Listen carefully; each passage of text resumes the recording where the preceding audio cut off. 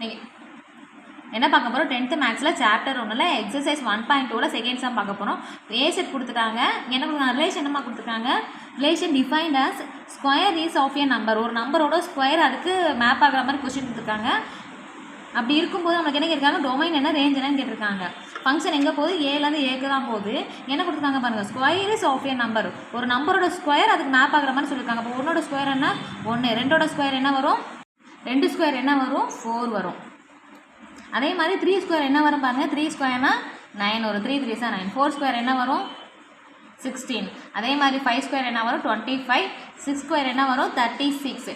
7 square என்ன வரும்? 49. But A settle எல்லாம் பண்ணி என்ன வர இருக்குது? 45 தான் இருக்குது. அதனால் என்ன வராது? 45 உள்ளே வராது. அப்போ ஏ செட் மேப் பண்ணி எழுதிக்கோங்க. All diagram. கொஸ்டின் என்ன கேட்காங்க? அப்போ டொமைன் என்ன? டொமைன் என்ன நம்ம கண்டுபிடிக்க போகிறோம்? டொமைன் என்ன?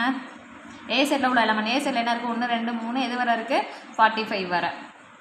ரேஞ்சுனா என்ன? ரேஞ்சுனா ஏசில் எந்தெந்த எலமெண்ட்டில் இமேஜ் இருக்குது பாருங்க, அந்த இமேஜ் எடுத்து எழுதுங்க. அதான் ரேஞ்ச். அப்போ 1 4 9 16 25 36. நெக்ஸ்ட் சம் நெக்ஸ்ட் வீடியோவில் பார்க்கலாம்.